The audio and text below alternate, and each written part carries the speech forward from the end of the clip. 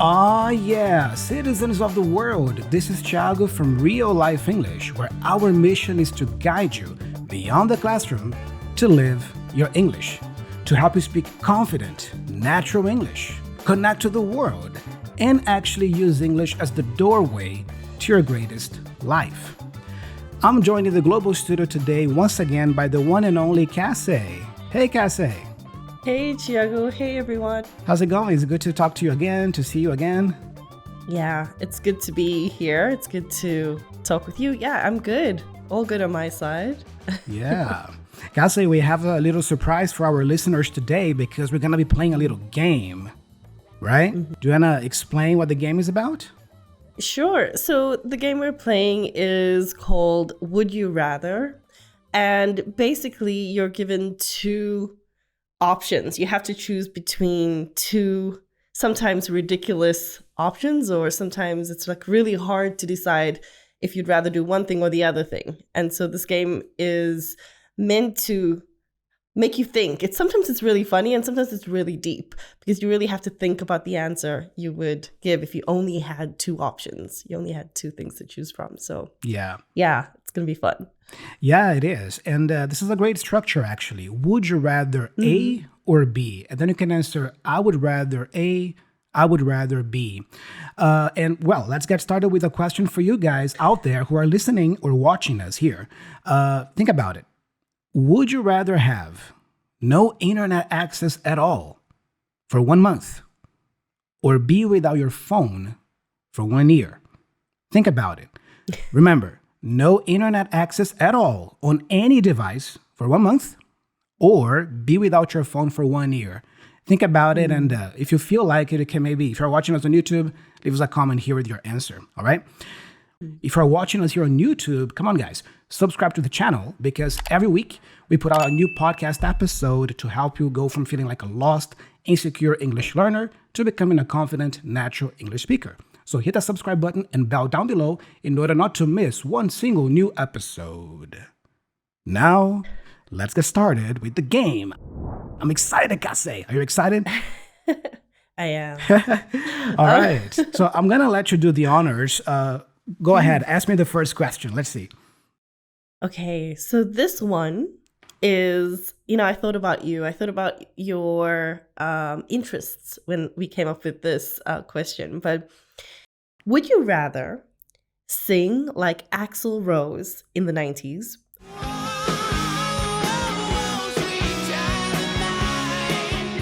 or play like Van Halen?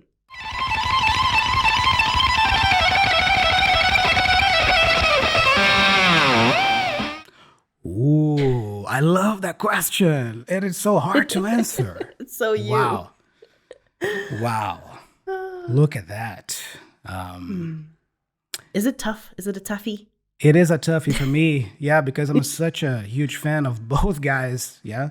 Yeah, I'm going to have to say, based on my history, Axl Rose. Yeah, I would love to be able to sing like Axl used to sing in the 90s and late 80s. Yeah, I mean, that would be cool. Although I love Van Halen's guitar playing. But yeah, Axl Rose, I would go. All right, good one. Yeah, we're off to a great start. That's awesome. 𝗏𝗧, my question for you is, would you rather win $50 billion in the lottery or live twice as long? This is a tough one. I think I'm going to choose to live twice as long because I think I might be able to accumulate $50 billion in my lifetime if I lived longer, maybe. Or, I mean, I'm not really interested in making tons of money, so maybe this isn't, I don't know. If, I would go with living longer, twice as long. That's my choice. There's so much you could learn if you lived longer. So, yeah, I find that fascinating. Exactly. I think it's nice to define that, 𝗏𝗧, for the viewers and the listeners here. The question said twice as long. What does it mean, twice as long? Could you define that? Sure. So if you live twice as long, the problem here, the conundrum or the dilemma we have with the question is that we don't know how long we'll live. So that's the problem I have with the question. But when we say twice as long, we mean 2 times. So if you were going to live until you're 70, now you will live until you're 140 years old. And you also used a nice word there, conundrum. I think you defined right after. Is it dilemma? A conundrum? Yeah. Yeah, like like it's a sticky, it's a problem that you have to solve. It's a conundrum. Great. All right, 𝗏𝗧, let's keep it going. Okay. So I told you before we started recording that a lot of my questions are so silly. I think we deserve to laugh a little bit. So the next one that I have for you is, would you rather have a pet skunk that sprayed you once a month, or a porcupine that quilled you once a month? Oh, so can you say that again? Sorry, they're both your pets. Okay. Okay, I have a skunk as a pet, right? Yes. Have a pet skunk who sprayed you once a month, or have a pet porcupine who quilled you once a month. Oh boy, that is a tough one. I think I will go with the porcupine. Yeah, the idea of being sprayed by a skunk once a month, I mean, the smell of it is not attractive, appealing, sexy to me. Yeah. So. By the way, 𝗏𝗧, what kind of animal is that? Skunk. A skunk is, I believe it's a type of rodent who it basically sprays, meaning it releases like a really smelly spray when it feels threatened or when it's under attack. So it sprays its for protection. All right. I like that. That was a good one. Now, 𝗏𝗧, my second question is, would you rather work 10 hours per day, 3 days per week, or 4 hours per day, 6 days per week? I'm going to go with 10 hours per day. I feel like it would just be a better balance for me. Yeah. I like having time off to do other things. So I think having half the week focusing on work and the other half focusing on other projects or things that I want to do would be better for me. So you wouldn't mind going really hard, really intense for 3 days, 10 hours, and then taking 4 days off? Yeah, that wouldn't bother me at all. No. Yeah, I think I would have to take the other route there because I know for a fact that for me, it's really tough to put in those long hours. Yeah, like 10 hours. And I think I would actually produce more if I worked fewer hours, but more days. Yeah, throughout the week. But, it's important to know how you operate and how you can best produce, right? All right, let's keep it going. All right. Okay, another silly one for me here. So, would you rather live in a house filled with mannequins dressed as clowns or a house filled with porcelain dolls? I would rather live in a house full of porcelain dolls. I hate clowns, so I think that would really creep me out. Yeah. Can you imagine you wake up in the middle of the night and then you see those mannequins dressed as clowns? Not for me, yeah. But those dolls look just as creepy. Like they have those like eyes that move like that. It's I know, really yeah. weird. It's really a matter of pick or poison, right? Yeah. Oh, but clowns, no, too creepy. Yeah. Too creepy. All right, 𝗏𝗧, so here's the moment of truth. Would you rather be Wonder Woman or Trinity from The Matrix? This is a tough one. I think I'd want to be Trinity, only because I'd get to be with Keanu Reeves.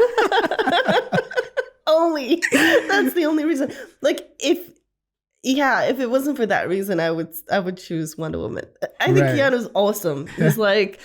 He's one of those action stars that you just, I don't know. I love watching all of his films. I'm talking about all of them. I think he's amazing.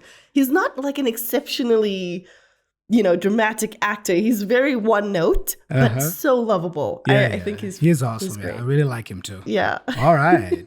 But I think that Trinity is a badass. So yeah, I think I would choose Trinity as well. Yeah. She rides a motorcycle. She's a martial artist. All right. So what do you got for me, Cassie? This one is a little less silly. So I want to know, would you rather get trapped inside a video game or have that video game come to life in the real world? Ooh. Be trapped in a video game or having the video game come to life? I think I would choose to be trapped in the video game, mainly because in the video game you have infinite lives. If you die, you can use a life to come back and restart and pause, right? I guess if it was in the real life, in the real world, maybe, I don't know, maybe it'll be too real. And then, when you die, you die. I don't know. True. Yeah. Good point. Did you watch the movie Wreck-It Ralph? Oh, yeah. Wreck-It Ralph. He's a video game character, and he moves between video games, or it's possible, at the arcade, there's all these video games, and anyway. But I imagine that living inside a video game might not be that bad. It might be... Yeah. Yeah. Could be fun. All right, Cassie. And now I have one last question for you before we move on to the next segment. And the question is, would you rather be stuck on an island alone or with someone who talks non-stop? I have to choose to be trapped on an island alone. When we were, prepping, when I was thinking of questions to ask you, like whenever I would find a question where it involved someone talking to me nonstop or anything else, I would go with the other. I don't want to. I think it would be so annoying. I wouldn't be able to survive if I was with someone who... I would have to agree with you. Didn't. Yeah. So, would you rather be an amazing virtuoso at any instrument, but only if you wear really smelly clothes, or be able to speak any language, but only if you close your eyes and dance while you're doing it? If I close my eyes and danced while I was while doing you're it. doing it. So so you can speak any language, but you have to close your eyes and start dancing, or else you won't be able to speak the language. Okay, so imagining I would be with my eyes closed, dancing and speaking the foreign language. Yeah? Yeah. Or an amazing musician, virtuoso, any instrument you pick up, you can do it, but your clothes are always smelly. You know what? I'm going to have to go with the first option. I would choose to be a virtuoso, maybe a guitar or something, and wear the smelly clothes, because most of our lives nowadays is online. So with all that talent, I could actually just be home, stay home with my smelly clothes, and make lots of videos on YouTube of myself, playing really well. And then, I don't know, I could actually create a business out of it, run a business out of it from home, online. Nobody would smell me, but they would watch me like, whoa, that guy's such a virtuoso. Hey, come for an interview. Hey, interviews only online interviews. I don't do personal interviews because, otherwise, the smelly clothes. I love it. So, Cassie, we have a very nice video to watch today. But before we do that, I think now is the perfect time for a shout out to our listeners. So today's shout out goes to Najma, who says, I like this app because it always has something convenient. It provides the best experience and an easy way to level up our learning. It is a great app and I highly recommend it. Awesome. Thank you, Najma. All right, Najma, thank you so much for the wonderful review. And dear listener, if you're listening to this podcast not on the Real Life English app, or if you're watching us here on YouTube, we highly recommend you try out the Real Life English app. Why? Because you can actually listen to this week's episode with a full interactive transcript. That's right, you can actually read along and follow along every single word we are using and speaking right now in this episode. So Aside from that, you can also connect to another learner anywhere in the world at the touch of a button for a short English conversation. So I'm going to leave the link to the app here in the description of this video if you're watching us on YouTube. Also in the show notes if you're listening to us on Apple Podcasts or Spotify or any other platform. And you can also choose to go straight to your favorite app store, let's say Google Play Store or Apple App Store, search for Real Life English and download the app from there. But we highly recommend you try it out. You're going to love it. All right, Cassie, so I have here this really cool clip called Would You Rather, and it's a group of elderly people playing this game. So let's watch some of them playing and answering those questions, and then we can dissect some of the language they use here. Would I rather have a Pepsi or have a Coke? Coke, of course. No question about that. Most people have to prefer Coke, they just do. Yes, I mean, Coke is just vastly superior. The Pepsi taste tastes more fake, has an aftertaste that is gross. It's also not as bubbly. Ooh, I like this one.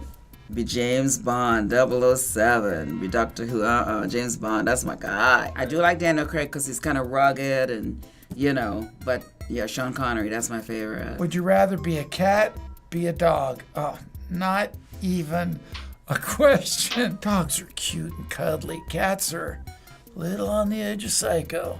You just don't know what's gonna happen. So I definitely be a dog. Definitely. All right. It's fun to watch them react and answering these questions, right? Yeah. Really It's hilarious, actually. Yeah. Because I agree with those answers. All right. So, Cassie, let's start breaking down some language here. The first woman who answers the question is called Alex, I believe. And one thing I find interesting, I think she's British, or because I know she speaks more in using that British accent. I heard rather. She pronounces the word rather instead of rather, like an American would. So she doesn't say, would I rather, but she goes, would I rather. Would I rather have a Pepsi or have a Coke? I really like this collocation that she uses here. She says, Coke is just vastly superior. A collocation is usually 2 or 3 words that go together frequently in the language. And this is an example of a collocation. This combination here, something that is vastly superior, is often used in communication. But I like the way it sounds. It sounds so good. Coke is just vastly superior, like, really superior, right? Something vast is larger, right?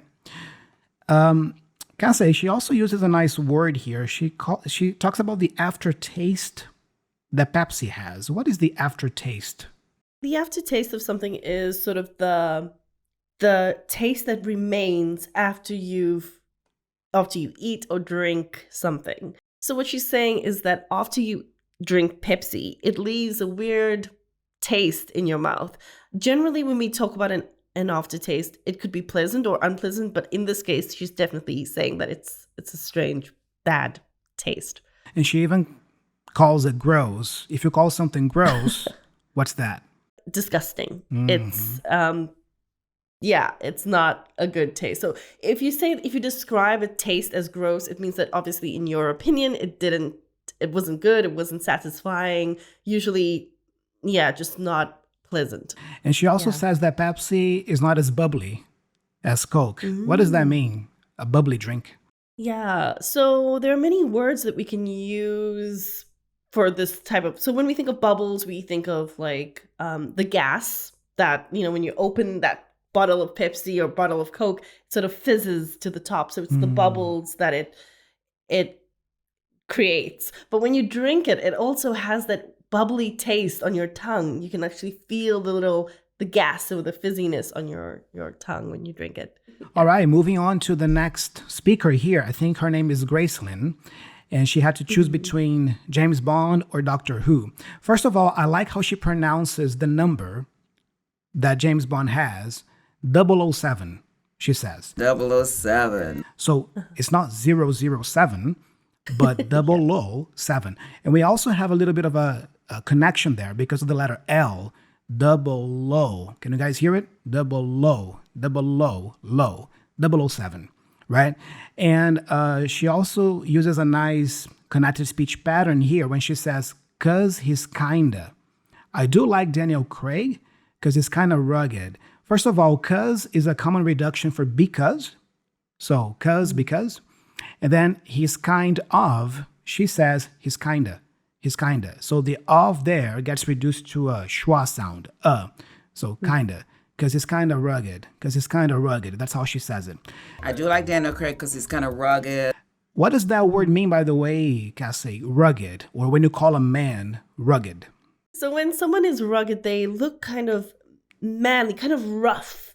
Usually they are, when I say manly, I mean like someone who would go and chop down a tree, not afraid to get his hands dirty, sort of like the more traditional sense of, manliness. I also, I believe that this word has an attractive quality to it as well. Like, it's a man who, like you said, looks very masculine, very manly, like rough, but in an attractive way, So because of that, usually women, let's say, find him attractive. Because, a guy can look aggressive and tough, but not attractive, and not rugged. So I guess exactly. A perfect example I can give here, and I know that because my wife loves him, is Jason Momoa.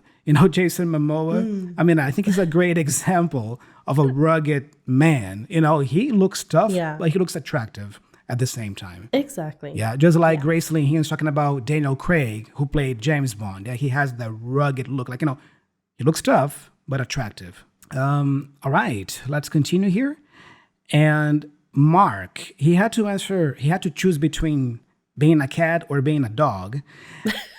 He chooses a dog. Apparently, he's a dog person. But he says dogs are cute and cuddly. What does that mean, Cassie? Cuddly. So when something is cuddly, or a person could be cuddly, not only animals, but they just by their look, like they love to, firstly, they want to be hugged, or cuddled means to, sort of hold something close to you like this, so you can cuddle a blanket, you can cuddle. But if someone or something is cuddly, they have that look, they just look like they want to be hugged and cuddled. And I love this phrase here. When he's talking about cats, he says that cats are little on the edge of psycho. Little on the edge of psycho. First of all, on the edge here is like borderline. Like cats are almost, let's say, almost psycho. Little on the edge of psycho. And I love how he speaks that part, because, he goes something like, cats are little on the edge of psycho, like that, right? Little on the edge of psycho. I love how he speaks that. But we have here little on, right? And then the preposition of there, again, gets reduced to a schwa sound. It's just an So little on the edge, psycho. Little on the edge of psycho. That's how he says that. What does psycho mean, Cassie? I would simplify it as crazy. If you're psycho, cats are a little crazy. So, I mean, generally you can think of someone who is psychotic. Maybe like this person would be someone who sort of deliberately does things to mess with or, harm other people. And he's basically equating cats to people who are like that. So he's saying cats deliberately try to harm you. Yeah, when I see that word, that also reminds me of that classic movie, I think from Alfred Hitchcock, right? Psycho. Yeah, the bathroom scene and that song, like... Yeah.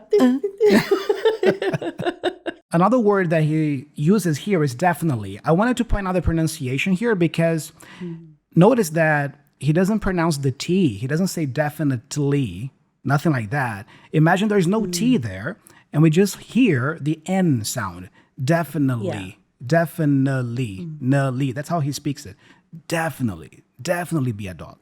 Definitely. All right, now we have another clip here from Rock, another elderly man answering a very interesting question, actually. Let's watch that part. Would you rather be a genius in a world of unintelligent people, be unintelligent in a world of geniuses? Wow, be a genius in a world of people who could not understand you? I think that would drive you out of your mind. and be unintelligent in a world of geniuses. The geniuses could all get together and fix everything. I think I would rather be unintelligent in a world full of geniuses and see what they come up with. So I'm going red.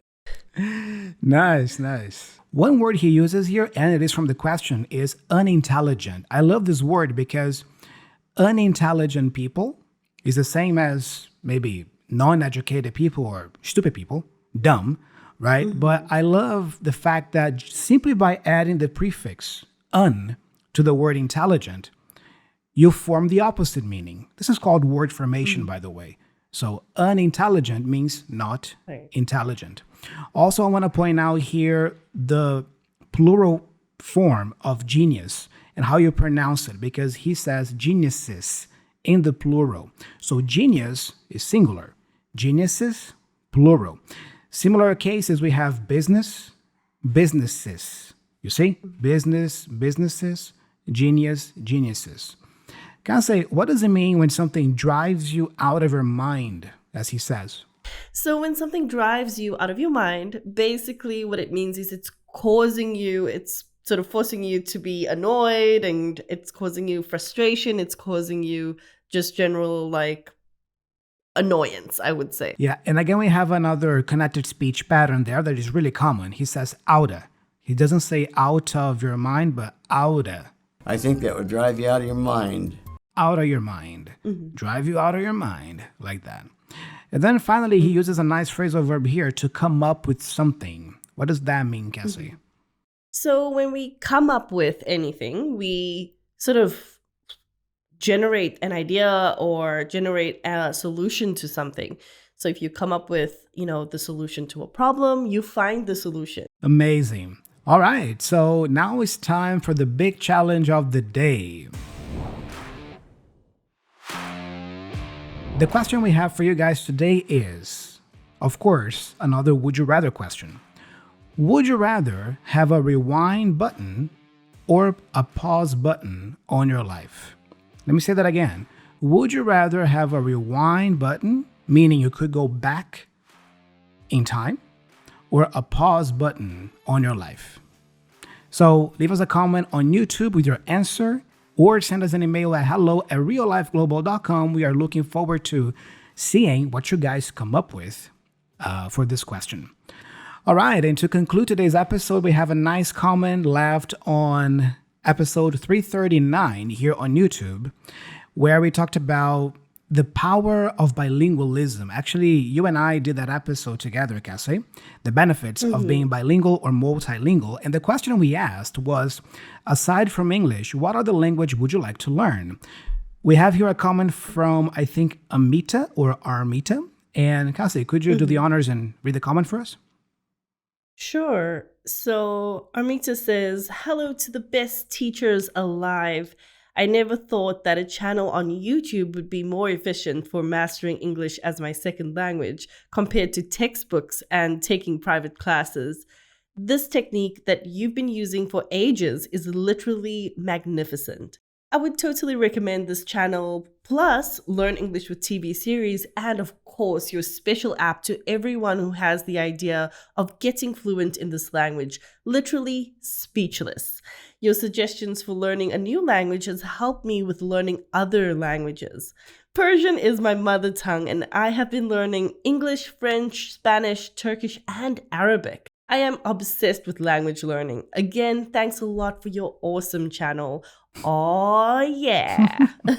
Awesome. That was a great comment. Thank you, Armita, for the wonderful review and the comment. We really appreciate it.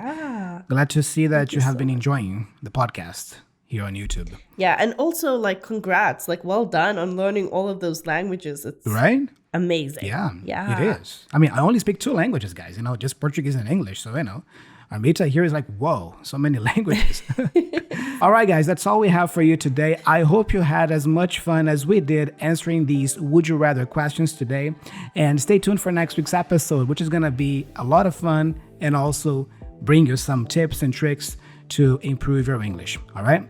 So, Cassie, again, it was wonderful to be with you one more time here on the podcast, and hope to talk to you soon. Yeah, likewise. Awesome. So, 1, 2, 3.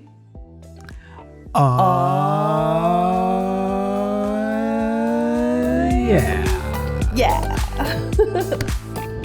Today's podcast is all for those of you who feel overwhelmed by the daily hustle and bustle of modern life. Maybe you're feeling stuck in a rat race, like you're trying to get ahead at work and so on, and you're juggling so many things in your life. You just cannot find the time for those things that you truly value.